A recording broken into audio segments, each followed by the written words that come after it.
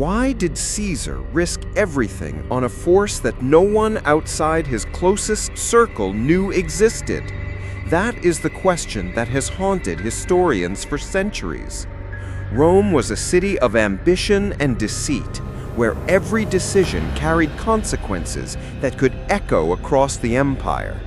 And yet, in the shadow of political turmoil, Caesar assembled a secret army, one so disciplined, so cunningly organized, that it would strike fear not just into his enemies, but into the heart of the Senate itself. To understand what happened to this army, we must first step back and examine the stakes. The Roman Republic, though mighty in reputation, was teetering on the edge of chaos. Internal divisions ran deep, and external threats, tribal uprisings, rival generals, and border skirmishes tested the limits of Rome's military and political might. Caesar, already a master strategist, recognized that conventional legions, no matter how disciplined, could not always achieve what subtlety and secrecy might. He needed a force that could operate beyond the eyes of the Senate, a legion capable of executing maneuvers that would shock allies and enemies alike. And so he recruited men who were not only loyal, but exceptionally skilled. Soldiers who could endure hardship, execute complex tactical orders, and survive against overwhelming odds. These men were trained to think independently in the chaos of battle, yet follow commands with unwavering precision. Their mission was simple in concept, but nearly impossible in execution. Strike where the enemy least expected it, achieve objectives that no conventional force could, and return without leaving a trace, unless, of course, history allowed them to be remembered. But what made this secret army truly dangerous wasn't just its composition. It was Caesar's ability to manipulate both the battlefield and the political arena. Every maneuver was calculated not merely to win a skirmish, but to shape perception. Allies and enemies alike were forced to question, to wonder, and ultimately to fear what they could not see. And fear, as any military historian will tell you, is a weapon as potent as the gladius or the pilum. By keeping his army hidden, Caesar maintained leverage in Rome, keeping the Senate off balance and allowing him to dictate terms with both sword and shadow. Consider for a moment the human element. Imagine being a soldier in this force, sworn to secrecy and loyalty, moving silently through forests and along hidden roads, knowing that a single mistake could mean death at the hands of enemies or execution at the hands of your own commander. Personal stakes were as high as strategic stakes. The men who marched in Caesar's shadows were not motivated by glory alone. They were bound by survival, trust, and an unspoken understanding that their actions would shape the fate of the Republic itself. Every step, every ordered maneuver carried consequences that could ripple across decades. Rome itself during this period was a powder keg. Senators jostled for influence, generals plotted for advancement, and the citizenry alternated between adoration and fear. Caesar's opponents, both inside and outside the Senate, would have killed to discover the secrets of this hidden army. And yet, for all the intrigue and danger, the army's existence remained a whisper among a few select confidants. This was no ordinary force. It was a living instrument of strategy designed to achieve the impossible. The tactical genius behind this army lay in its ability to act unpredictably. Standard Roman formations were effective against open-field opponents, but these men could scatter, regroup, flank, and strike in ways that conventional legions could not. They were trained to anticipate enemy reactions, to exploit hesitation, and to seize fleeting opportunities. In many ways, Caesar's secret army was an experiment in applied strategy, blending disciplined execution with the chaos of war. And yet, the very secrecy that made them effective also made them vulnerable. A single betrayal, a miscalculated order, or an unforeseen circumstance could unravel everything. Historical accounts suggest that these soldiers undertook missions that defied both imagination and expectation. They would infiltrate hostile territories, disrupt supply lines, and even eliminate key figures, all while remaining invisible to the broader Roman command. Imagine the tension in a small unit, hiding in the woods as scouts report enemy movement, knowing that discovery meant not just failure, but death. This was psychological warfare at its most personal, where fear, courage, and discipline intersected in moments that could alter the course of history. But why did Caesar go to such lengths? The answer lies in the precarious balance of power. Rome was powerful, but not omnipotent. Civil unrest, ambitious senators, and the threat of rebellion made centralized control fragile. Conventional legions could maintain borders, but they could not influence the political chessboard in the way a secret army could. By deploying this force selectively, Caesar could protect allies, neutralize threats, and intimidate rivals without committing the full might of Rome's visible armies. Every action was both military and political, and every decision carried risk far beyond the battlefield. The timeline of these operations, though partially lost to history, suggests a pattern of rapid, decisive strikes followed by periods of concealment. The army moved like a shadow across Roman territories, striking swiftly and disappearing before opponents could regroup. This rhythm of action and disappearance not only protected operational secrecy, but also magnified psychological impact. Allies believed in Caesar's omnipotence, while enemies feared the unknown. Strategic advantage was amplified not just by military skill, but by control of perception, a lesson that modern strategists still study in military academies today. Consider also the broader context of Roman military evolution. Legions had long been the backbone of Rome's dominance, but even these mighty formations could be anticipated by rival generals. Caesar understood that innovation in warfare was essential. The secret army was his response, a smaller, highly trained, and versatile force that could supplement traditional legions. It was a calculated gamble, requiring both trust in human discipline and mastery of strategic foresight. When employed correctly, the army could achieve victories disproportionate to its size, but misuse or exposure could bring catastrophic consequences, not just in lost men, but in political instability. By the time Caesar deployed this force, the stakes could not have been higher. Rome's enemies were numerous, both external and internal, and the Republic itself was fragile. The secret army represented not merely a tactical instrument, but a symbol of Caesar's audacity and ambition. To command such a force required a mind capable of integrating strategy, politics, and psychology. A mind that could anticipate multiple outcomes and manipulate the battlefield before battle even began. And yet, even genius could not anticipate every contingency. Unknown to Caesar, the very secrecy that made the army effective also seeded vulnerability. Trust, the lifeblood of any elite unit, would be tested. Orders could be misinterpreted, allies could betray, and enemies could exploit the smallest weakness. The story of this army is thus not merely one of tactical brilliance, but of tension, suspense, and the fragile line between triumph and disaster. For the men who fought and the leaders who commanded, every moment was a test of loyalty, skill, and judgment. So, what became of Caesar's secret army?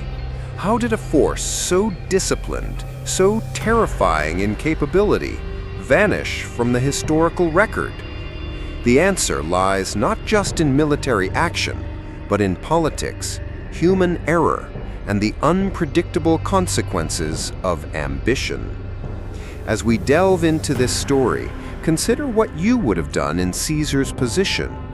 Would you have entrusted your fate to secrecy? Would you have risked lives to secure a strategic advantage that might never be fully realized? In the chapters that follow, we will explore the Roman military machine, the decisive battles, the political intrigue, and the human stories that defined this secret force. We will uncover tactical brilliance, tragic errors, and the hidden dramas that shaped not just the army, but the fate of Rome itself. And through it all, one question will linger. Why did Caesar gamble everything on a force that history almost forgot? And what lessons does that gamble still hold for us today? Why was Rome unstoppable for centuries, and yet so vulnerable to missteps within its own ranks? To understand Caesar's secret army, we must first grasp the military machine that sustained the Republic's dominance, the Roman legion. These legions were not simply formations of men. They were instruments of precision, discipline, and adaptability. Each soldier was both a cog in a vast mechanism and an independent actor capable of executing complex strategies under extreme stress. Without understanding this foundation, we cannot fully appreciate the genius or the peril of the secret army Caesar deployed. The Roman legion of the late Republic consisted of roughly 4,500 to 6,000 men, organized into 10 cohorts. Each cohort contained centuries, units of approximately 80 men, commanded by a centurion. At first glance, this may seem rigid, but the structure allowed for unparalleled flexibility. Centurions exercised tactical authority, making decisions on the ground that could alter the course of battle in moments. This balance of hierarchy and autonomy was a hallmark of Roman military efficiency. Soldiers could execute precise formations, yet respond creatively to unfolding threats. For Caesar, this meant he could trust even his secret units to act decisively without waiting for orders from the distant command. Discipline was the backbone of the Roman military machine. Legionaries were subjected to grueling daily training, marching up to 20 miles in full armor, practicing formations and drilling relentlessly with weapons. Their routines instilled not only physical endurance, but also mental resilience. Fear was minimized through repetition. Hesitation in battle could mean death, and soldiers learned to act instinctively. For the secret army, this discipline was taken even further. Caesar selected men capable of operating in isolation, maintaining order under extreme pressure, and performing maneuvers that would confound ordinary legions. These soldiers were trained to trust their comrades implicitly, yet think independently when the situation demanded. The weaponry of Rome was both practical and innovative. The gladius, short and deadly, allowed for close combat, while the pilum, a heavy javelin, was designed to penetrate enemy shields and render them useless. Roman engineering extended beyond the battlefield. Siege engines, bridges, and fortifications could turn nearly any terrain into a tactical advantage. Roads, famously straight and durable, enabled rapid movement of troops and supplies, allowing legions to appear where enemies least expected. Caesar's secret army leveraged all of these tools, but often in unconventional ways. Men moved light, adapted to terrain, and struck with precision rather than brute force. They were a complement to traditional legions, not a replacement, a surgical instrument within a larger military body. Tactical innovation was central to Roman success. The testudo, or tortoise formation, protected soldiers from missiles while allowing them to advance. The wedge formation enabled shock attacks that could break enemy lines, and the triple line system allowed reinforcements to rotate in and out seamlessly. These innovations were standard in visible legions, but Caesar's secret army applied them in ways that were unpredictable. Smaller units could mimic larger formations, feint attacks to draw enemies out of position, and retreat strategically to lure opponents into traps. The genius was not only in the formation itself, but in knowing when to abandon doctrine and exploit chaos. Every maneuver was a calculated risk, balancing discipline with adaptability. Consider the human dimension. A centurion in Caesar's secret army faced extraordinary pressure. Decisions made in seconds could result in victory or total annihilation. Soldiers lived in constant tension between fear and duty, navigating unknown terrain, enemy scouts, and the possibility of betrayal. Trust was paramount, but so was initiative. This combination of skill, intelligence, and loyalty created a force capable of feats that conventional historians would struggle to fully reconstruct.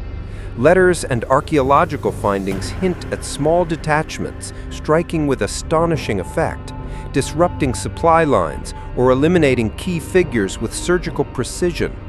These were not imagined exploits, they were real, deadly, and consequential. Caesar also understood the strategic advantage of psychological warfare. A legion moving openly could intimidate through sheer presence, but a hidden, unpredictable force could destabilize enemies far more effectively. Imagine an enemy general receiving reports of attacks from units that seem to appear from nowhere, then vanish without trace. The confusion undermined morale, spread fear, and forced opponents to second-guess every decision.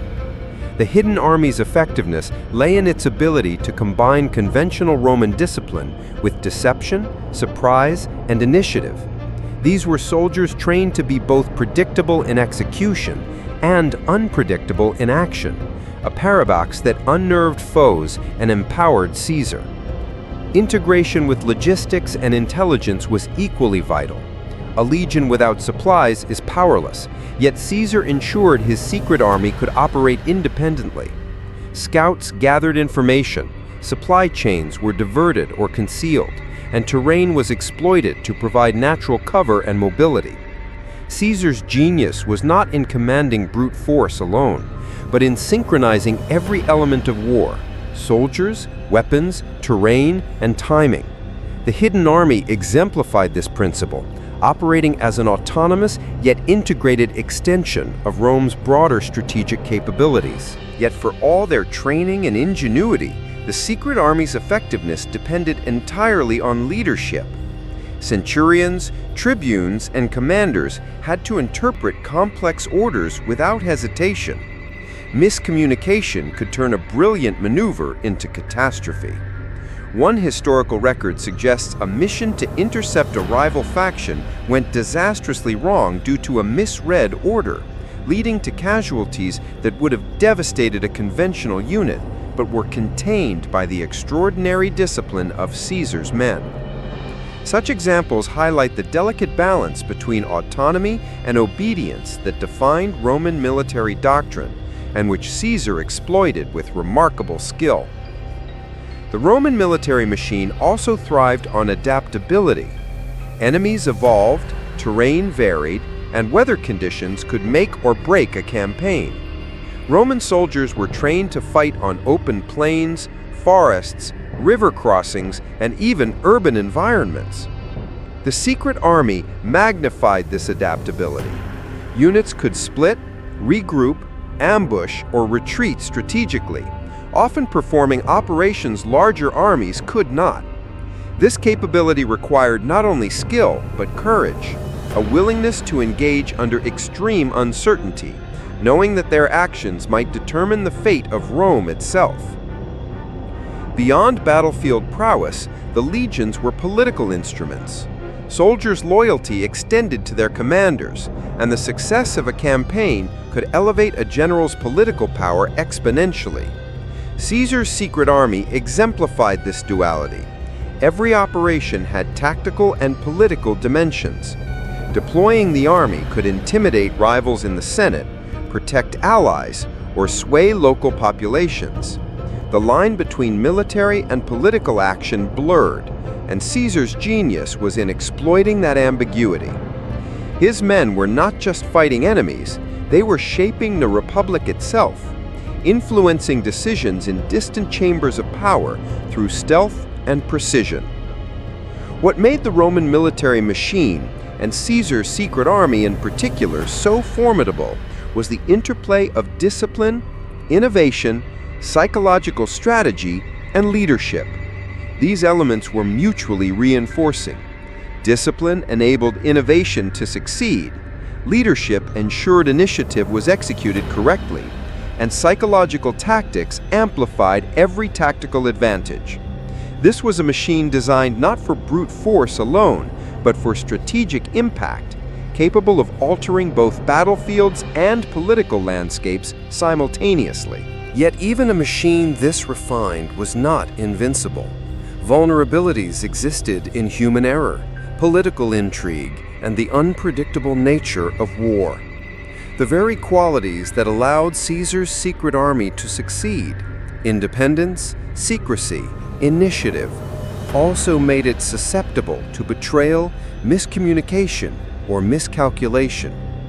Understanding these strengths and weaknesses is crucial because the story of this army is as much about human decision-making under pressure as it is about formations or weapons. It is a story where strategy and psychology intersect, where loyalty and ambition collide, and where one misstep could echo through centuries of history. By the time Caesar deployed this elite force, Rome had the largest, most advanced military in the known world. Yet it was a military built not just on numbers, but on cohesion, discipline, and innovation. The secret army was its ultimate refinement, a unit that embodied the strengths of Rome while pushing the boundaries of conventional warfare. And as we move into the battles that defined its existence, remember this: what made the army powerful was not merely its weapons or formations, but the minds that commanded it, the trust that bound it, and the audacity that dared to bend the rules of war in pursuit of history itself. Why did one battle in particular define the fate of Caesar's secret army? And why has it echoed through history as both a masterpiece of strategy and a cautionary tale? To understand this, we must place ourselves in 48 BCE, at the height of Caesar's civil war, when the Republic was riven by political divisions and rival generals challenged his authority. Caesar faced Pompey Magnus, a commander with immense resources, experience, and a massive army, nearly twice the size of Caesar's forces. On the plains of Pharsalus, the stakes were monumental. Victory would cement Caesar's supremacy. Defeat could shatter the Republic and consign him and his secret army to obscurity. The battlefield itself was a stage of tension. Caesar, ever the strategist, understood that raw numbers alone would not win the day. Pompey relied on traditional tactics, overwhelming his opponent with massed infantry, heavy cavalry, and disciplined formations. But Caesar possessed something Pompey did not: a smaller, highly trained, and flexible force capable of exploiting every weakness. Among them was the secret army, positioned at the flanks, hidden behind subtle rises and depressions in the terrain, ready to strike where least expected.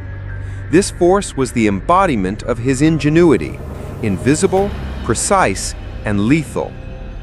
Caesar's personal stake was immense. Every decision he made carried the weight of not just tactical outcome, but political survival. Orders issued were not merely commands, they were judgments that would decide which men lived, which died, and how history would remember him.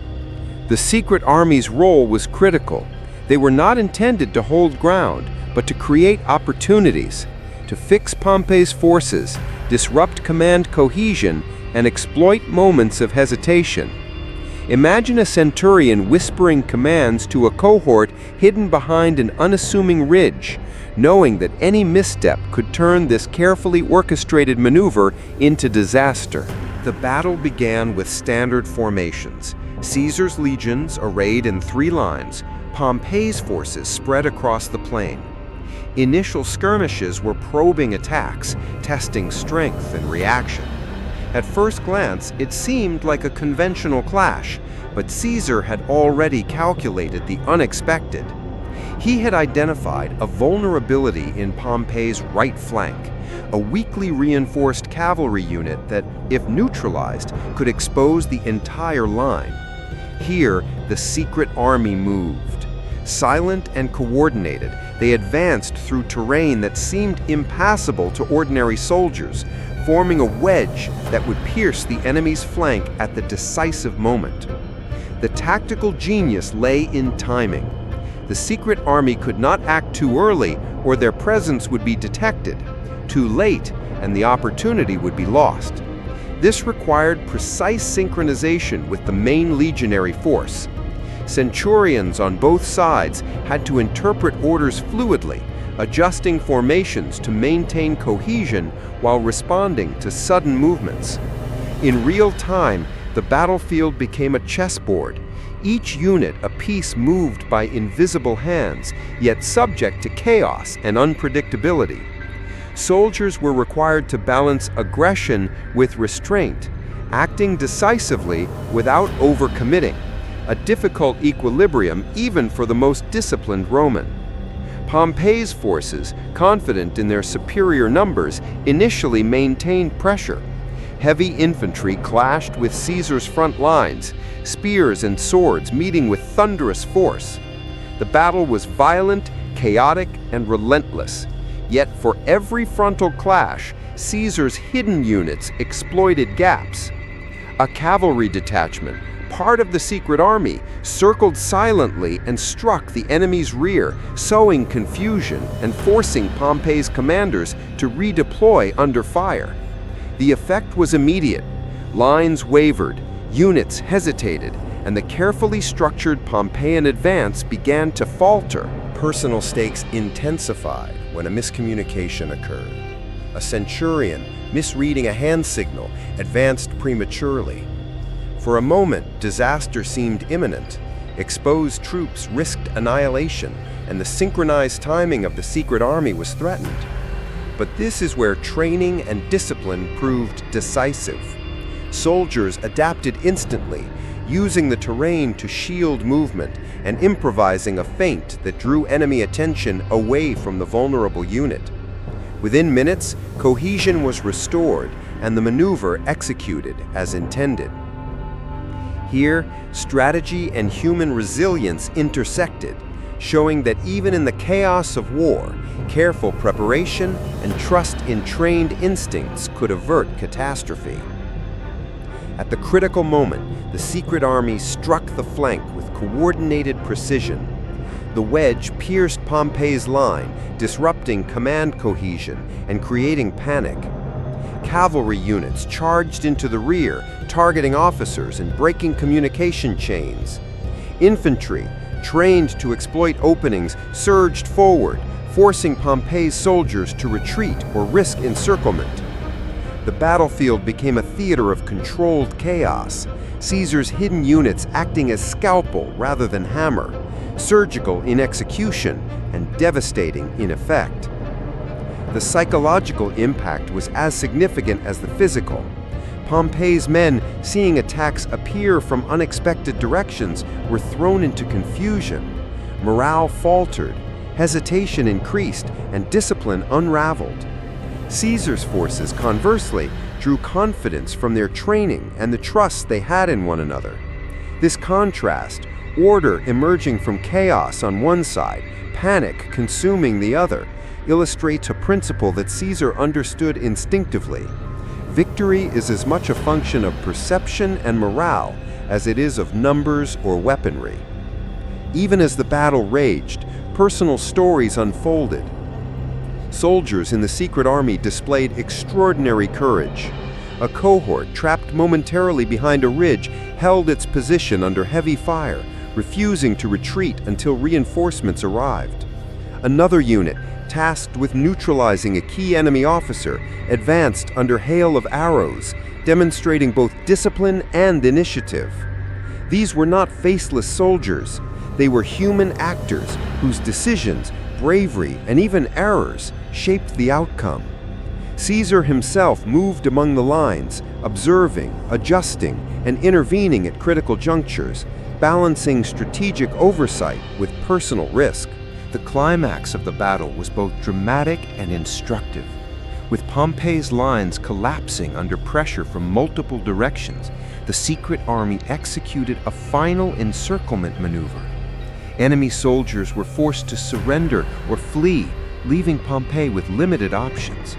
The victory was decisive, yet it was achieved not through overwhelming force, but through meticulous planning, adaptability, and exploitation of weakness. Tactical brilliance, human initiative, and psychological insight combined to secure a triumph that would echo through history.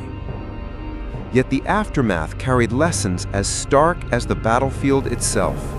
The secret army, despite its effectiveness, was not invulnerable. Miscommunication, overextension, and the unpredictability of human behavior were constant threats. The Battle of Pharsalus illustrates both the heights of Roman military genius and the fragility inherent in even the most disciplined force. Victory depended not solely on weapons or formations, but on timing, coordination, and trust, qualities that could easily be compromised by error, betrayal, or overconfidence. Archaeological evidence corroborates many aspects of this engagement. Excavations of battlefield sites reveal formations consistent with maneuver warfare, positions where flanking attacks would have been executed, and remnants of both conventional legions and smaller specialized units. Inscriptions and letters discovered near the area hint at orders, contingencies, and the personal stakes faced by commanders and soldiers alike. These fragments of material history provide tangible proof of tactics that written accounts sometimes gloss over, grounding the legendary feats of Caesar's secret army in reality. Consider the strategic lesson. A smaller, well-trained, and flexible force can overcome a numerically superior opponent through innovation, coordination, and psychological exploitation. Caesar's secret army exemplified this principle, demonstrating that discipline, initiative, and cunning can trump brute strength. But the battle also reminds us of the human cost of warfare. Bravery, sacrifice, and error are inseparable from the calculus of victory. Soldiers' lives, commanders' reputations, and the fate of nations hinged on decisions made in moments of intense pressure, often with incomplete information. As the dust settled at Pharsalus, Caesar's victory was complete, but the secret army's role remained largely hidden from the broader world. Historians would later debate their contributions, but contemporaries knew that a select group of men had executed maneuvers that would have been impossible for ordinary legions. Their actions turned a precarious situation into a decisive triumph, and in doing so, secured Caesar's dominance over Rome. Yet the seeds of future conflict were already sown. Political rivalries, human ambition, and the fragile nature of secrecy would soon test both the army and the republic in ways no battle could predict. In reflecting on this moment, one cannot help but ask, what would you have done as a centurion in that secret army? Would you have trusted orders that required near impossible timing and perfect execution? Would you have held the line, improvised under fire, or questioned the plan? This tension between obedience and initiative, between human instinct and strategic calculation, defines the story of Caesar's secret army and the battle that made it legendary. The tension between military and political authority became evident when Caesar returned from the conquest of Gaul. His victories had earned him immense popularity among the legions and the citizenry, yet jealousy and fear festered in the Senate. Pompey, now allied with the conservative faction, saw Caesar's success as a threat not only to his own ambitions, but to the traditional order of the Republic. In response, the Senate issued ultimatums and sought to curtail Caesar's command. It was a dangerous game. Refuse the Senate and risk civil war. Comply and lose the strategic advantage his secret army provided. Caesar chose neither blindly. He calculated, maneuvered, and leveraged both force and subtlety to maintain initiative. Political intrigue was not only a matter of public policy, but of personal survival. Caesar faced assassination plots, betrayal by supposed allies, and the constant pressure of navigating a Senate increasingly hostile to his ambitions. The secret army, while invisible to most, was a tool to deter overt threats. The knowledge that Caesar commanded a loyal, highly trained, and invisible force forced his rivals to second-guess every move. Fear became a weapon. Senators who might have conspired against him paused, aware that a single misstep could be met with swift, decisive action. Here, Caesar's genius was psychological as well as military. His army influenced events without ever being fully seen, its presence a silent but pervasive power. The stakes were deeply personal. Caesar's relationships with key figures such as Pompey, Cato, and Cicero were fraught with tension, distrust, and competing ambition. Personal rivalries were inseparable from political strategy. Pompey, once a co-consul and ally, now became the embodiment of opposition, wielding the Senate as an instrument to contain Caesar's influence.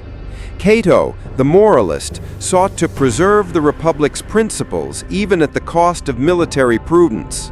Cicero, the orator, maneuvered for influence through rhetoric and persuasion. Against this backdrop, Caesar's secret army was not only a military force, but a bargaining chip, a threat to be considered in every negotiation, speech, and maneuver within Rome's hallowed halls. As we move forward to examine the political intrigues and power struggles that followed, the story of this battle will serve as a crucial foundation. It shows how tactical genius interacts with human drama, how individual decisions can influence historical outcomes, and how a secret army operating in the shadows can shape the fate of empires. The lessons of Pharsalus are clear. Strategy without discipline falters. Bravery without planning falters. And secrecy without coordination can destroy even the most formidable force. Caesar's triumph, made possible by the secret army, is a story of audacity, skill, and the human element in warfare. A story that resonates far beyond the plains of Pharsalus and into the enduring legacy of Rome itself. Why did Caesar risk the loyalty of Rome's Senate to maintain his secret army? Why did the most brilliant military mind of the Republic simultaneously become entangled in the deadliest web of politics the city had ever seen? To understand Caesar's rise and the precarious position of his secret army, we must examine the political stage of late Republican Rome, a stage filled with ambition, betrayal, and deadly calculation. Here, strategy extended far beyond battlefields. It penetrated Senate chambers, private villas, and the hearts of men whose loyalty was never guaranteed. Rome's political machine was a theater of duplicity. Senators jostled for prestige, generals maneuvered for command, and public opinion could shift in an instant. The Republic's institutions, designed for debate and consensus, had become instruments of personal ambition. In this environment, military success could elevate a general to near kingly power, but only if he carefully balanced force with political acumen. Caesar understood this perfectly. His secret army was more than a tactical instrument. It was a lever of political influence, a means to project power beyond the battlefield without directly provoking the Senate, or at least without giving them time to act. The complexity of Roman politics extended to the very execution of Caesar's campaigns. Military victories were political currency. Each conquest, each surprise strike by the secret army was carefully reported to maximize impact on public opinion and Senate perception.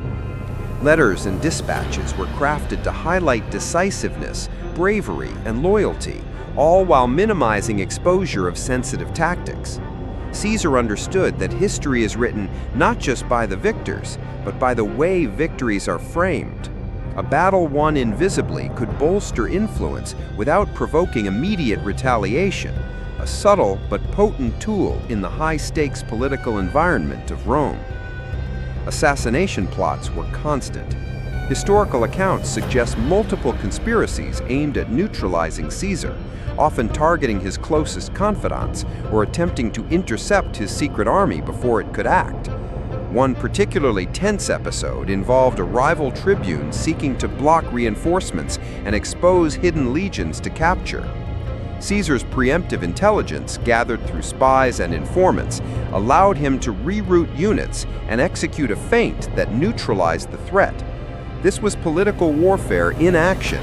Tactical genius intersected with espionage, creating a dynamic in which the boundaries between military and political strategy dissolved. Consider the Senate debates themselves.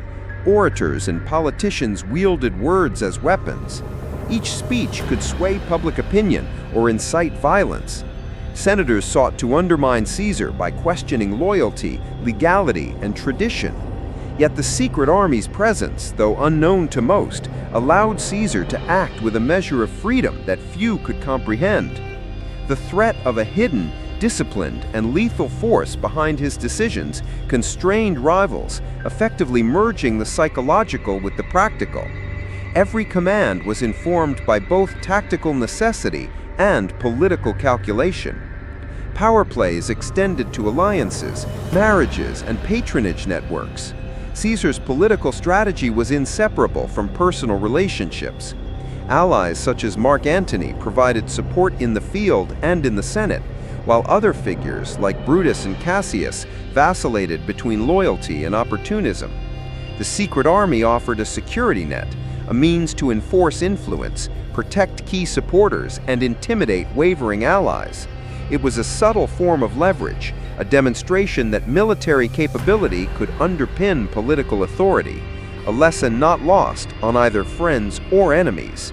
One of the most consequential power plays involved the crossing of the Rubicon. By marching into Italy with his legions, Caesar effectively declared war on the Senate and Pompey.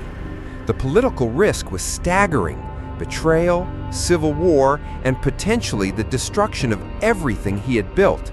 Yet the secret army allowed him to project power discreetly, securing supply lines, intercepting enemy units, and controlling critical towns en route.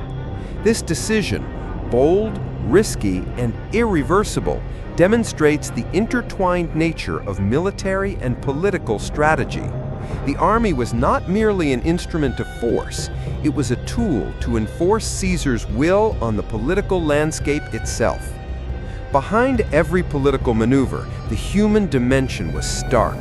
Soldiers, commanders, and politicians all faced life or death stakes. A senator opposing Caesar risked exile, imprisonment, or worse. A centurion misinterpreting orders risked annihilation of his unit. The secret army's operations amplified these stakes. Its very existence made politics deadly, intertwining strategic outcomes with personal survival. Trust, loyalty, and foresight became as critical as sword or shield. Each decision was a gamble with profound consequences, not only for Caesar, but for the Republic itself. The culmination of intrigue came during the lead-up to the Battle of Pharsalus, where political maneuvering directly influenced military outcomes. Pompey attempted to consolidate support through promises, intimidation, and coercion, leveraging both formal authority and personal allegiance. Caesar's secret army, however, neutralized many of these strategies. Their operations disrupted supply lines, created confusion in enemy camps, and forced Pompey to react defensively rather than proactively. Politics and tactics intertwined seamlessly. The battlefield became an extension of the Senate chamber, and every maneuver reflected both strategic insight and political calculation. Ultimately, Caesar's success relied on balancing multiple pressures simultaneously: military innovation, human discipline, political calculation, and psychological warfare. Each element reinforced the others. The secret army's effectiveness was magnified because it allowed him to act decisively on the battlefield while maintaining political leverage at home.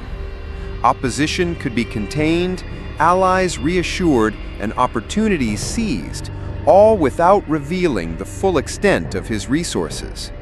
In essence, the army was a force multiplier, not just militarily, but politically, demonstrating that power in Rome was as much about perception and leverage as it was about soldiers and weapons.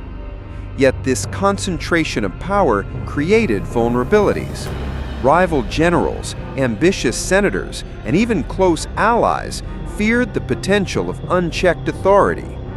The very secrecy that made the army effective also bred suspicion. Over time, alliances frayed, loyalties shifted, and plots multiplied. Caesar's genius lay in exploiting these dynamics before they became dangerous. But history reminds us that even the most brilliant strategies are fragile when politics, ambition, and human unpredictability intersect. The secret army could win battles, but it could not fully control the ambitions of men. In reflecting on this period, one realizes that Roman history is not simply a story of military might, but of human psychology, strategic foresight, and political cunning. Caesar's secret army exemplifies this intersection. It was a tool of war, a lever of influence, and a silent enforcer of power. Its existence reshaped political calculations, intimidated rivals, and allowed a single man to project authority across an empire in flux. Every decision, from deployment to secrecy, from feint to frontal assault, was informed by the dual objectives of survival and supremacy. As the Republic teetered on the edge of civil war, the interplay of intrigue and military precision defined the outcome. The Senate's inability to anticipate Caesar's moves, the secret army's disciplined execution, and the psychological leverage created by unseen forces combined to produce a moment of historical significance. Caesar's mastery lay not only in understanding armies and weapons, but in exploiting human nature, perception, and political structure with unparalleled skill. By the end of this era, the lessons were clear. Power without discipline is fragile. Secrecy without trust is dangerous. Military brilliance without political acumen can be self-defeating. Caesar's secret army embodied these principles, operating at the intersection of human ambition, tactical innovation, and psychological strategy. Its story illustrates how politics and warfare are inseparable, how the personal ambitions of men shape history, and how a single, invisible force can tip the balance of empire. In the chapters that follow, we will explore how the consequences of these power plays and political maneuvers affected daily life, culture, and the very fabric of Rome. We will see how the secret army, though victorious in battle, was bound by the shifting currents of human ambition, and how even the most disciplined and skilled units are ultimately subject to forces far beyond the battlefield. The story of Rome is not merely one of legions and conquest. It is a story of intrigue, strategy, and the enduring tension between human ambition and collective destiny. What did the conquests and campaigns of Caesar's secret army mean for the everyday lives of Romans and those they ruled? Wars do not occur in a vacuum. Every decision on the battlefield reverberates through society, touching citizens, soldiers, slaves, and conquered peoples.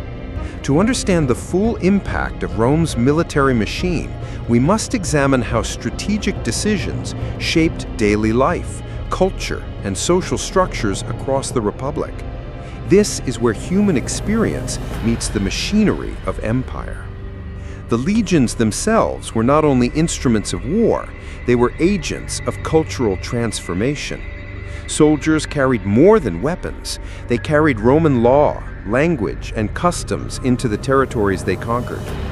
Roads and forts, erected for military efficiency, became conduits for trade, communication, and integration. Towns along military routes developed Roman infrastructure, forums, aqueducts, and temples that reflected Roman ideals. In effect, the army was a vector for cultural expansion, extending the influence of the Republic far beyond the battlefield. For ordinary citizens, the presence of a legion could be both reassuring and oppressive.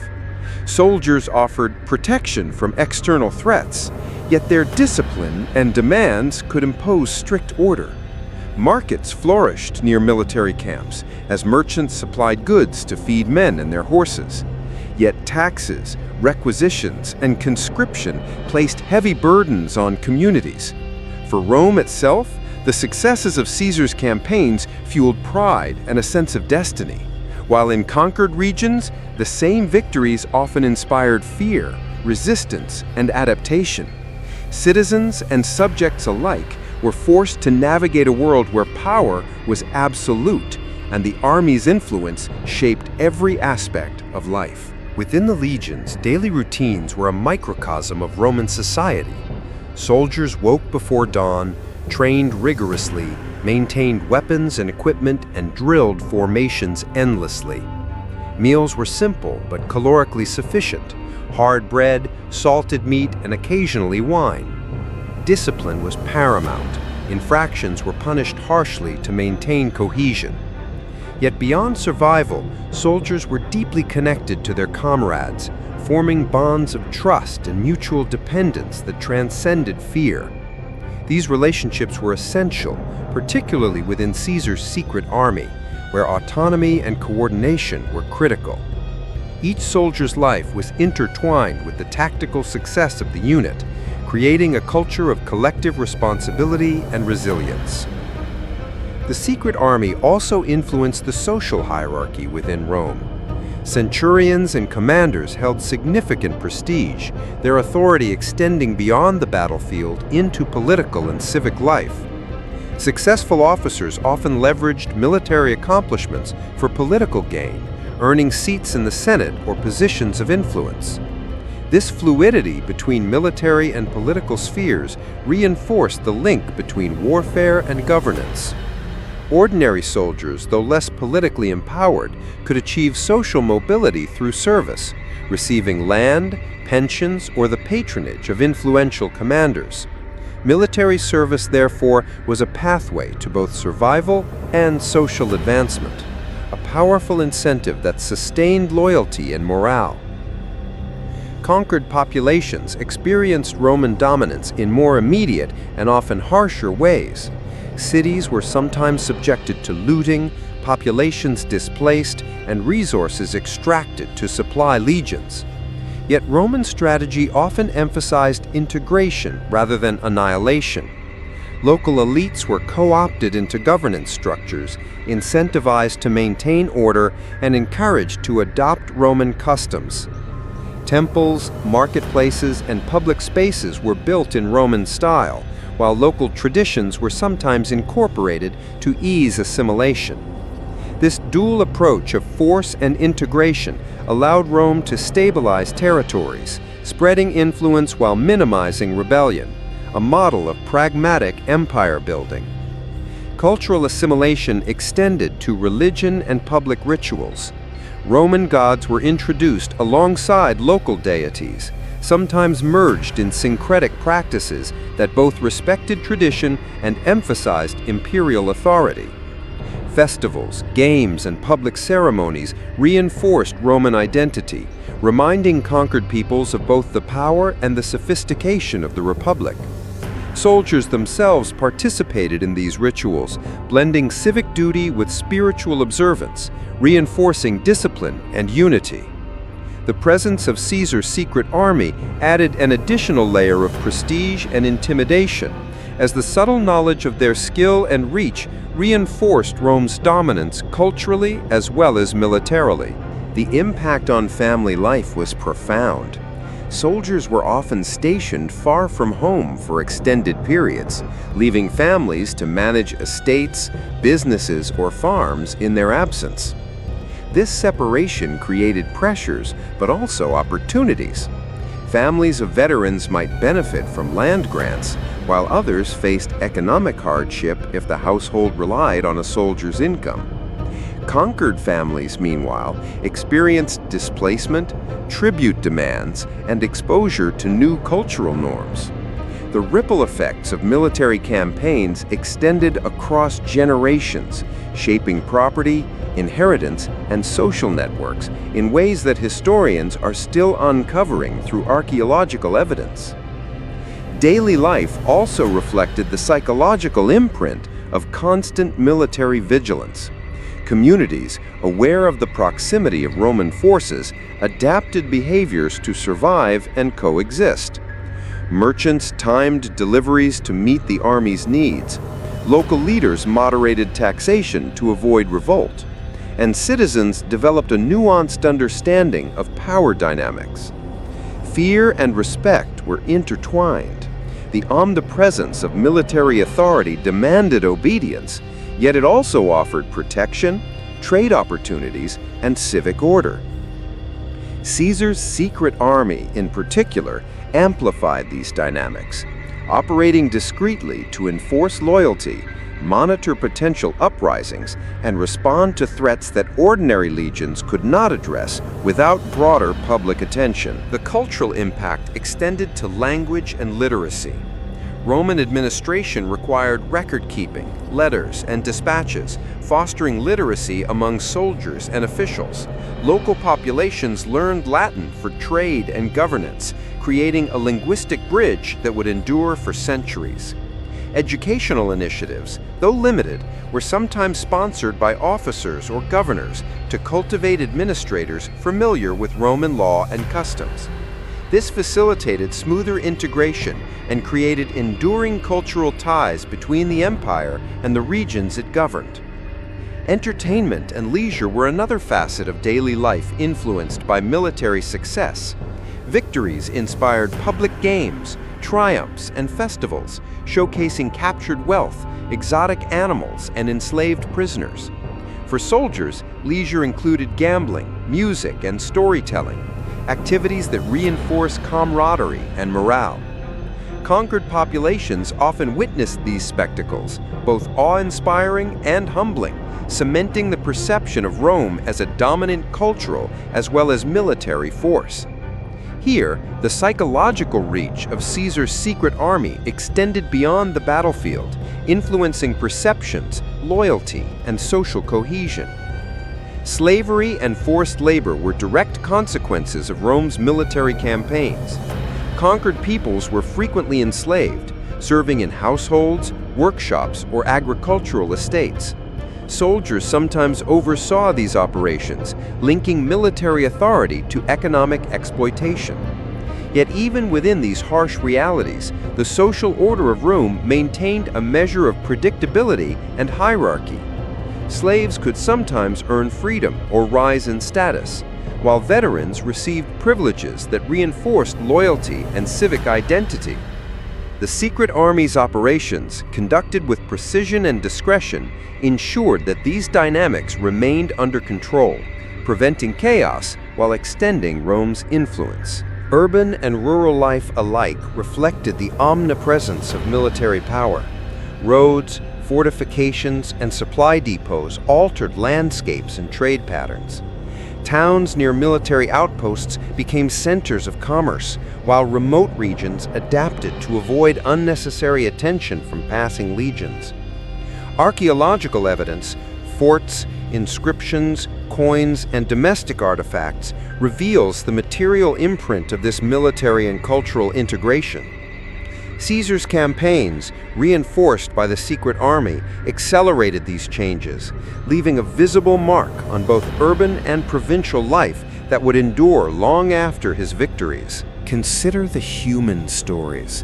A soldier writing letters home described missing harvests and the longing for family.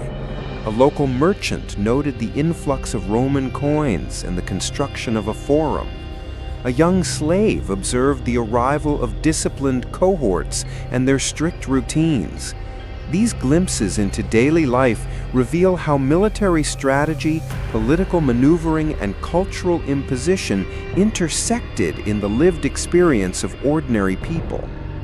Caesar's secret army, operating with stealth and precision, amplified these effects, subtly reshaping social and cultural landscapes without overtly drawing attention to its presence. The impact on social mobility was also profound. Veterans who served in elite units could receive land, citizenship, and political opportunities. Soldiers in the secret army, by virtue of skill and loyalty, often enjoyed accelerated advancement. Conversely, families of defeated opponents or conquered territories faced displacement, diminished status, or forced assimilation. Social hierarchies were thus fluid, shaped by proximity to power, loyalty, and martial capability. In this way, Caesar's campaigns redefined opportunity, authority, and societal norms across the Republic. In sum, the cultural impact of Caesar's military campaigns, and particularly of his secret army, was pervasive. It extended beyond the battlefield to daily life, social structure, governance, economy, language, and psychological perception. Soldiers were instruments of conquest and culture. Citizens and conquered peoples were transformed by the presence and operations of the legions, and Rome itself expanded not only territorially, but culturally. The secret army magnified these effects, operating invisibly to enforce loyalty, intimidate potential dissenters, and project the reach of the Republic in ways that conventional forces could not. Through these campaigns, Rome became more than an empire. It became a civilization defined by military efficiency, cultural integration, and social stratification. Daily life, from the markets of Rome to the villas of Gaul, was touched by the decisions of generals, the discipline of soldiers, and the strategic deployment of elite forces. The interplay of power, culture, and survival created a world in which every citizen, soldier, and subject was a participant in the ongoing drama of empire. Caesar's secret army was both a product of this system and a catalyst, influencing the lives of millions while remaining largely hidden from historical view. Ultimately, the story of culture and daily life in the shadow of Caesar's campaigns reveals the human dimension of military strategy. Victory is not measured solely by conquered territories or defeated armies, but by the enduring influence on society, behavior, and identity. The secret army exemplifies this principle. Its operations shaped not only the outcomes of battles, but the rhythm of everyday life, the organization of communities, and the trajectory of civilization itself. Understanding these effects brings the world of Caesar and his legions into vivid relief, reminding us that history is lived not only on the battlefield, but in every street, home, and mind it touches. Why did a force as disciplined, innovative, and loyal as Caesar's secret army suddenly face vulnerabilities that threatened not only a battle, but the fate of the Republic? What subtle miscalculations, overlooked risks, and human flaws could turn a nearly unstoppable machine into a fragile instrument of fate? The turning point in Caesar's campaign did not arrive as a sudden catastrophe. It emerged gradually, through decisions that seemed prudent in the moment, but compounded into a critical juncture where history itself hung in the balance. It is essential to understand the broader strategic environment. By 46 BCE, Caesar had achieved remarkable victories, consolidating control over Gaul and winning decisive engagements against Pompeian forces. Yet his triumphs had come at a cost. His legions were extended across vast territories, supply lines stretched thin, and the political landscape of Rome grew increasingly volatile. The secret army, while elite and highly capable, was now required to operate far from its initial base, in unfamiliar terrain and under conditions of heightened scrutiny. The very brilliance that had defined its operations, mobility, precision, secrecy, now carried risks amplified by distance, fatigue, and human error. The first signs of vulnerability appeared during the campaign in Hispania. Caesar faced a coalition of Pompeian loyalists determined to halt his advance. The secret army, positioned as a rapid response unit, was forced to engage in extended maneuvers across rough terrain. For the first time, coordination became a challenge. Communication delays, uncertain intelligence, and the physical exhaustion of soldiers introduced friction into previously seamless operations. Tactical timing, the backbone of the army's effectiveness, began to falter in small but consequential ways. Each misstep, though minor in isolation, added strain to an already complex campaign environment. The human dimension played a pivotal role. Soldiers, though elite, were not invulnerable to doubt, fear, or fatigue. Centurions, accustomed to precise execution, faced split-second decisions without full information. Scouts misreported enemy positions, leading to cautious hesitation or misdirected maneuvers. At one critical juncture, a detachment intended to flank a Pompeian column delayed by hours, allowing the enemy to regroup and fortify positions. The psychological impact on both commanders and soldiers was immediate. Confidence, which had been a hallmark of Caesar's secret army, began to waver. Here, the first seeds of a turning point were sown, a lesson in how human factors, often invisible in historical analysis, can alter the trajectory of an entire campaign. The turning point became unmistakable at the Battle of Munda in 45 BCE, a confrontation that tested every element of Caesar's command. The Pompeian forces, aware of Caesar's strategies and the presence of elite units, implemented countermeasures designed to exploit overconfidence and operational rigidity. Terrain was used deliberately. Narrow passes limited the mobility of flanking units, forcing engagements in ways that neutralized some of the secret army's advantages. Enemy commanders capitalized on fatigue among Caesar's troops and leveraged local knowledge to anticipate maneuvers. Here, strategy met its most dangerous adversary, unpredictability, amplified by the natural limits of human endurance and judgment. Tactical miscalculations contributed to the intensity of the moment. Caesar's decision to commit a portion of the secret army to a frontal assault, an atypical deployment, was driven by the need to hold a critical position while other units maneuvered. This choice, though necessary, exposed elite soldiers to higher casualties than ever before. Within minutes, the lines were pressured by concentrated enemy attacks, and coordination between units became fragmented. Centurions had to improvise, relying on initiative rather than preset orders. In these moments, the skill and discipline of Caesar's soldiers were tested to their absolute limits, illustrating how even the most successful forces can be pushed to the edge by a combination of tactical necessity and human imperfection. The political dimension also intersected with military risk. Rumors of dissent within Rome reached Caesar during the campaign, introducing urgency and distraction. Decisions that might have been measured under calmer conditions were executed under psychological strain. This intersection of politics and strategy is a hallmark of turning points. Success on the battlefield depends not only on terrain, formations, or weapons, but also on the mental state of commanders and the pressures of external circumstances. Caesar's secret army, though disciplined, was not immune to the cascading effects of these pressures. At Munda, personal stakes reached their apex. Officers were killed, units were encircled, and the hidden army's timing, always a linchpin of success, was disrupted by unexpected resistance.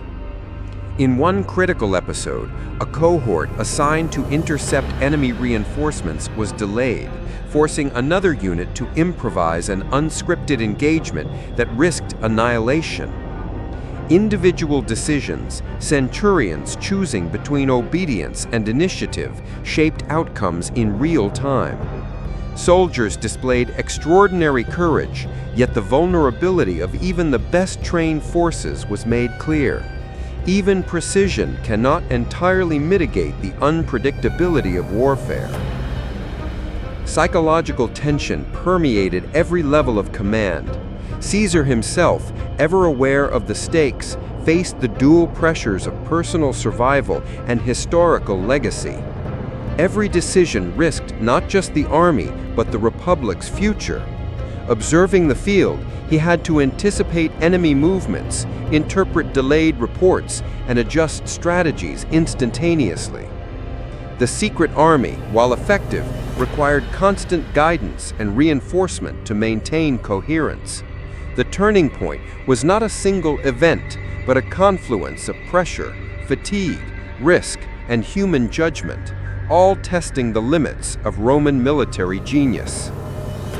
The consequences of this turning point extended beyond immediate tactical outcomes. While Caesar ultimately secured victory at Munda, the costs were staggering. Significant casualties, exhausted units, and a realization that even elite forces are vulnerable. The secret army, once considered nearly invincible, had been pushed to its limits, and its operations had exposed structural risks inherent in relying on a small, highly specialized force for decisive maneuvers. Lessons learned from this moment would influence Roman military planning for generations.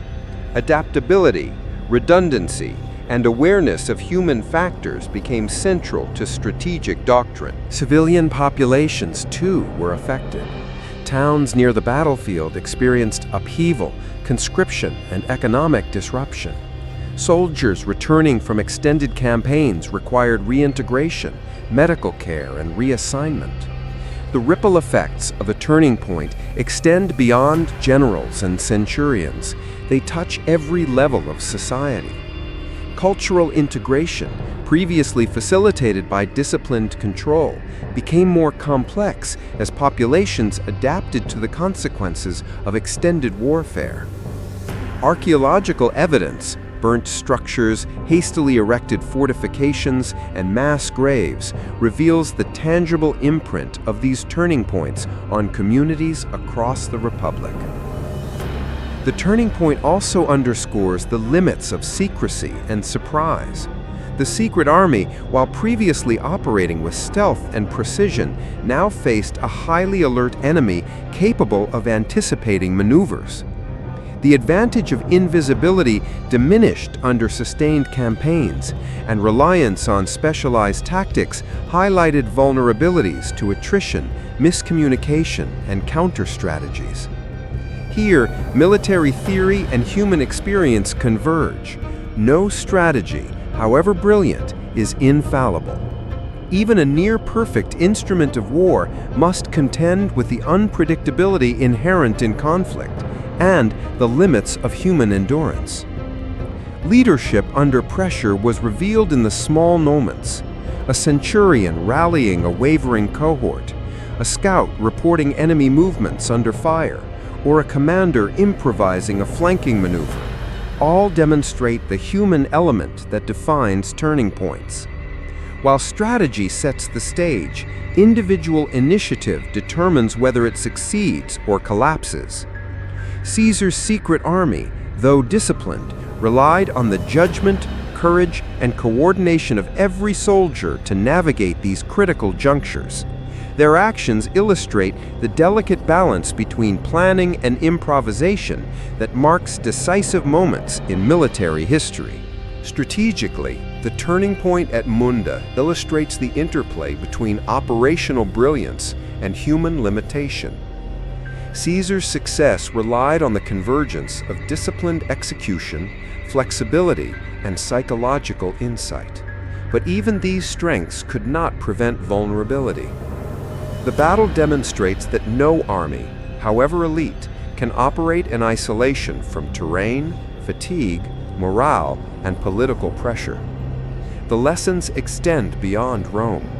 Commanders in every era must balance meticulous planning with adaptability, ensuring that critical decisions account for the unpredictability of both human and environmental factors. The aftermath of this turning point also shaped historical memory. While Caesar emerged victorious, the perception of invincibility was tempered. Soldiers, citizens, and political observers recognized both the genius and the fragility of his forces. Historians note that the secret army, while heroic, had been pushed to its operational limits, demonstrating that elite forces are neither omnipotent nor immune to strategic complexity. The psychological impact of surviving and overcoming such a critical juncture reinforced loyalty among soldiers, but also reminded leaders of the delicate equilibrium between risk and reward.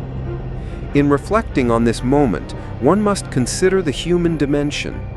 What would a soldier have thought as fatigue set in, enemy forces pressed, and orders required instantaneous judgment? How did centurions balance personal survival with obedience? How did Caesar reconcile the demands of command with the knowledge that missteps could alter the fate of the Republic? These questions highlight the interplay of human psychology and military strategy at the heart of turning points. Victory is never solely measured in territory gained. It is measured in the capacity to navigate risk, maintain cohesion, and emerge intact despite pressures that threaten to overwhelm even the most disciplined units. Ultimately, the turning point in Caesar's campaigns demonstrates that strategic brilliance is inseparable from human factors. The secret army, though elite and carefully trained, faced the universal constraints of fatigue, miscommunication, and unpredictability. Success relied not only on planning and precision, but on adaptability, initiative, and leadership under pressure. The lessons are timeless. Even the most formidable force can be challenged by the convergence of risk, circumstance, and human limitation. As we move forward to examine the consequences and historical impact of Caesar's campaigns, this turning point serves as a reminder. Empires rise and endure not only through victories, but through resilience in moments of crisis.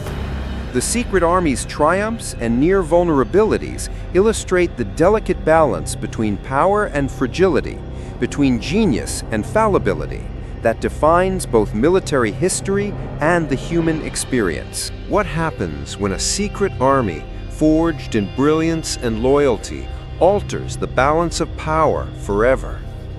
Caesar's campaigns, culminating in the decisive turning points of his career, left consequences that reverberated far beyond the battlefield. To understand their full significance, we must examine not only the immediate military outcomes, but the profound social, political, and cultural transformations that shaped Rome and the world for generations. This is the story of how a single elite force reshaped history. The immediate consequence was political consolidation. Caesar's victories, backed by his secret army, removed Pompeian opposition and established him as the unchallenged master of Rome. The Senate, once an arena of influence, now bowed to a combination of fear, respect, and political necessity. The balance between military and civil authority had shifted irrevocably. Rome was no longer a republic governed primarily by debate and tradition. It had become a state in which the authority of one man, reinforced by the presence of an elite and invisible force, could override centuries of institutional norms. The secret army was instrumental in this transformation, its mere existence amplifying Caesar's authority and intimidating rivals into compliance. Military innovation was another enduring consequence. The tactics, discipline, and flexibility demonstrated by the secret army became a benchmark for future commanders. Scholars and officers in subsequent centuries studied the rapid deployment methods, flanking maneuvers, and psychological strategies employed by Caesar's units.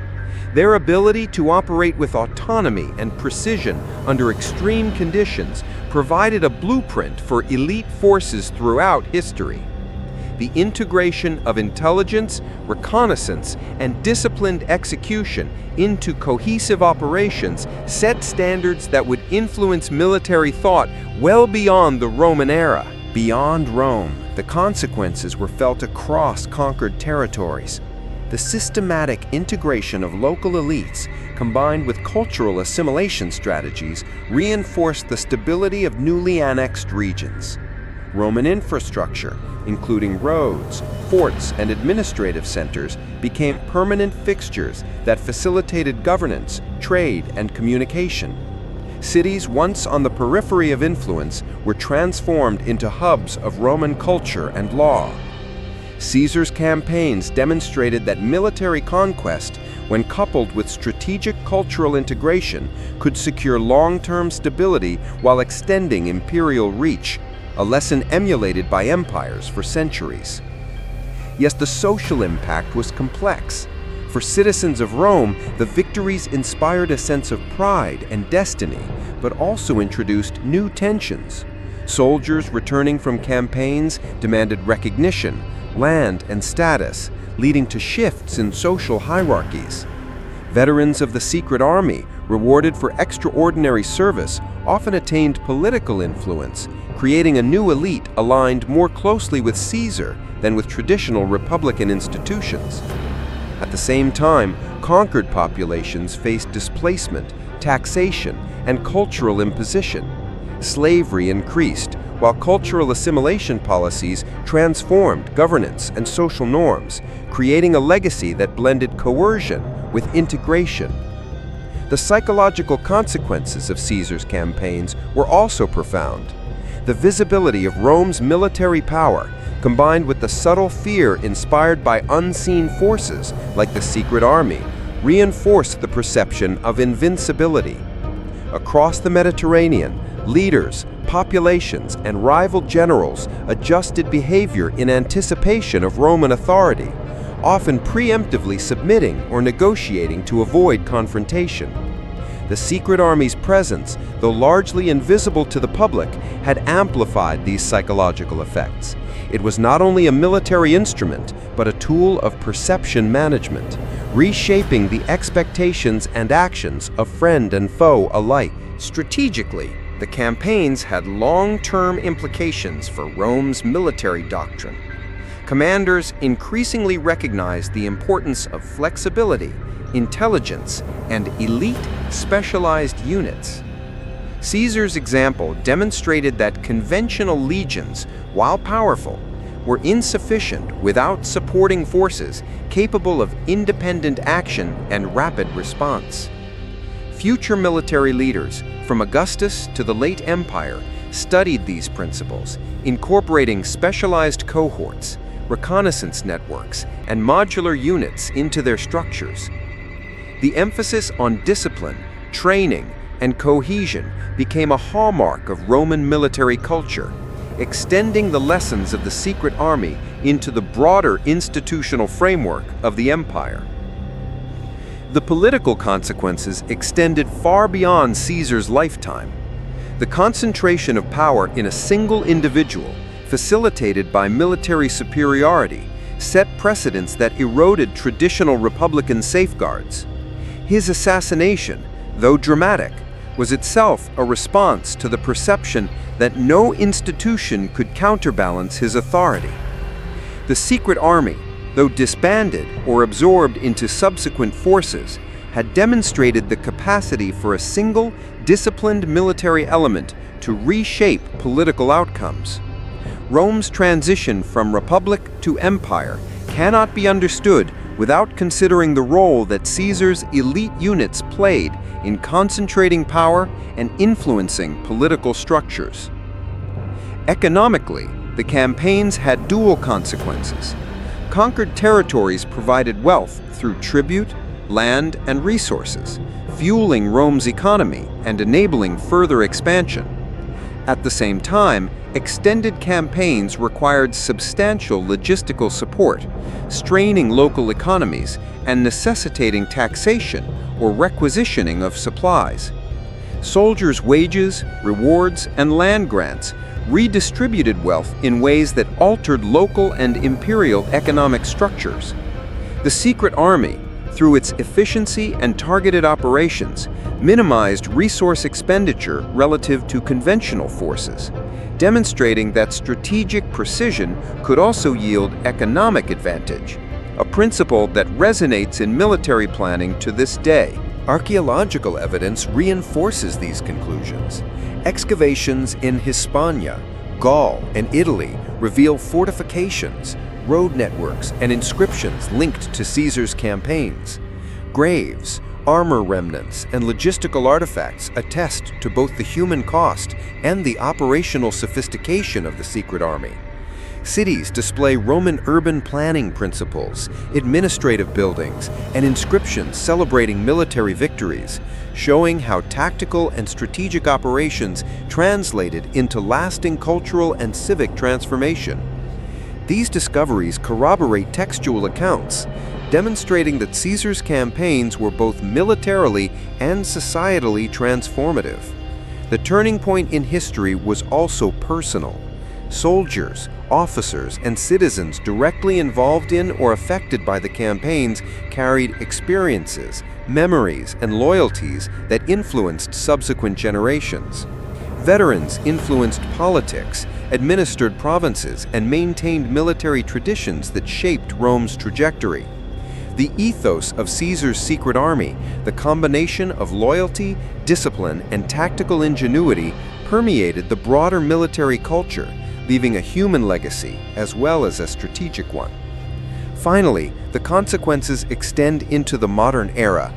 Political theorists, military historians, and leadership experts study Caesar's campaigns as examples of strategy, psychological influence, and the interplay between military and political power. The lessons are clear. Elite, disciplined forces can project authority beyond the battlefield. Perception and secrecy are as important as direct action, and human factors, loyalty, courage, and judgment, can determine the outcome of even meticulously planned campaigns.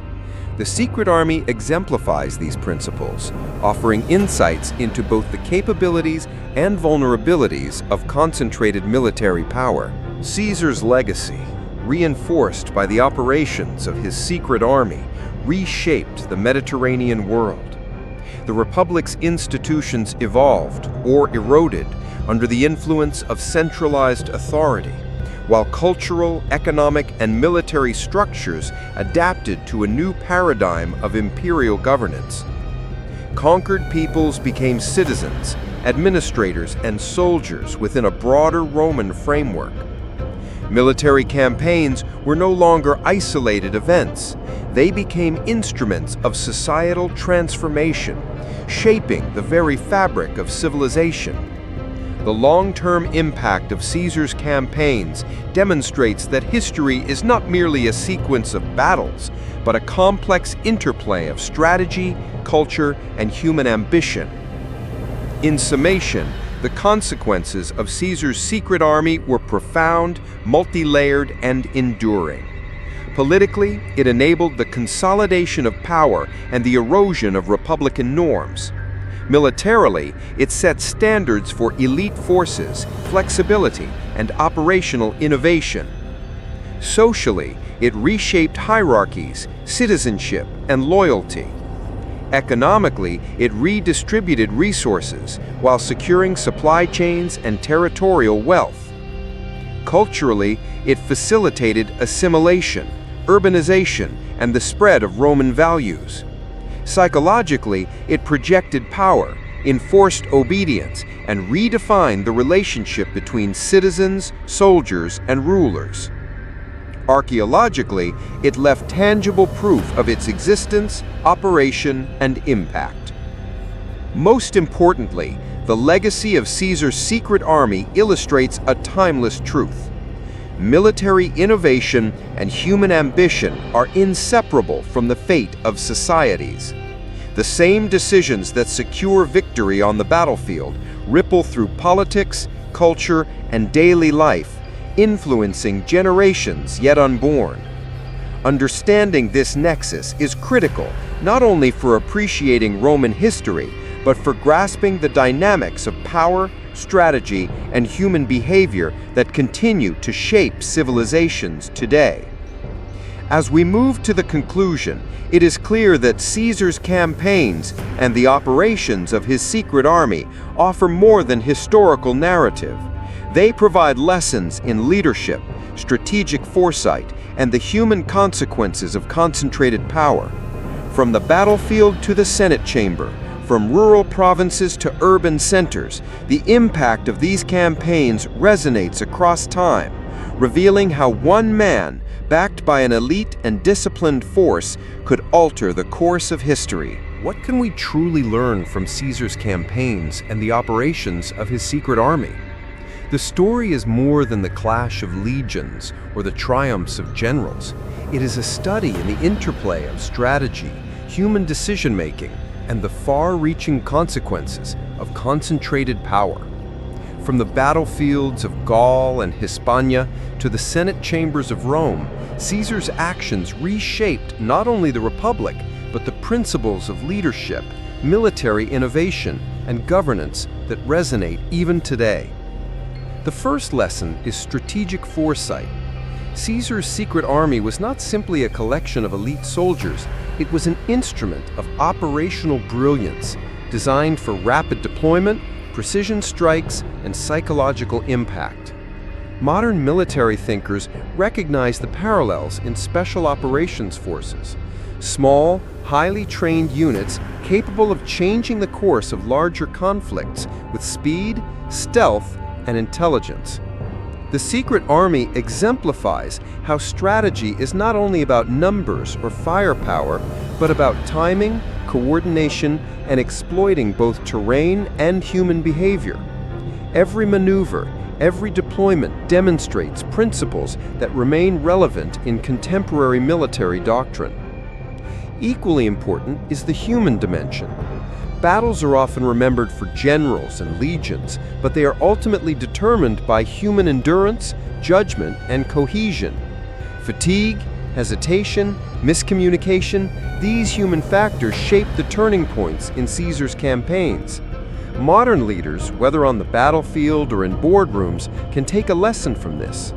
Even the most meticulously planned strategy is vulnerable without attention to human psychology, morale, and resilience. The secret army thrived not only because of superior tactics, but because its soldiers trusted one another and their commanders, forming bonds that translated into operational effectiveness. Political implications remain just as striking. Caesar's campaigns demonstrated the inseparable link between military power and governance. The concentration of authority in a single commander, facilitated by an elite force, reshaped Roman political structures, ultimately eroding the Republic and paving the way for imperial rule. Today, the principle is clear. Military influence can profoundly impact political stability, legitimacy, and societal structures. Leaders who wield force must understand not only the tactical consequences of their actions, but the broader political and cultural reverberations. Caesar's secret army was as much an instrument of political control as a military tool. Cultural and societal integration offers another enduring lesson. Caesar's campaigns reshaped daily life across Europe and the Mediterranean, influencing cities, families, and social hierarchies. Infrastructure, trade networks, and urban planning extended the reach of Roman authority, while assimilation policies blended local traditions with Roman culture. Modern policymakers, scholars, and strategists studying post-conflict reconstruction can find parallels here. Stability depends not solely on military victory, but on the ability to integrate, adapt, and create governance structures that endure. Caesar's secret army was as much an instrument of political control as a military tool. Archaeology and historical records remind us of the tangible consequences of strategic choices. Roads, fortifications, inscriptions, and artifacts bear witness to the operations of Caesar's secret army, demonstrating the lasting imprint of military innovation and cultural influence. They show that actions taken in a moment of conflict can shape societies, economies, and landscapes for centuries. Modern planners, too, must recognize that decisions in war or governance leave enduring legacies, both material and societal, that outlive the immediate outcomes of campaigns. Perhaps the most compelling lesson is the balance of power and vulnerability. Caesar's secret army, while elite and nearly invincible, faced turning points where human error, fatigue, and unforeseen challenges threatened catastrophe. This illustrates a timeless truth. No strategy, no force, and no leader is infallible. Modern leaders, military or civilian, can learn from this balance, planning meticulously but preparing for uncertainty, improvisation, and the unpredictability of human behavior. The triumphs of the secret army were not inevitable. They were hard-won through discipline, cohesion, and adaptive thinking. Ultimately, the story of Caesar's secret army transcends time. It is a testament to the power of strategy, the importance of human judgment, and the enduring consequences of concentrated authority. From battlefield tactics to political transformation, from cultural integration to societal change, the campaigns demonstrate principles that continue to shape our understanding of leadership, power, and influence. Caesar's legacy is not simply the victories recorded by historians. It is the enduring lessons embedded in strategy, decision-making, and human resilience. As we reflect on this history, the question remains, if faced with the same challenges, with the same stakes and pressures, how would we act? How would we balance risk and reward, authority and restraint, strategy and human limitation? These are not merely rhetorical questions. They are invitations to learn, to analyze, and to apply the insights of one of history's most remarkable campaigns to the challenges of our own time. Caesar's secret army may have faded from the historical record, but its influence endures. It reminds us that history is not just about what happened. It is about understanding why it happened, how it shaped the world, and what it teaches those willing to study its lessons. In this, the story of Rome, Caesar, and his hidden legions is far more than a tale of conquest. It is a blueprint for understanding strategy, leadership, and the intricate interplay of power that defines civilizations.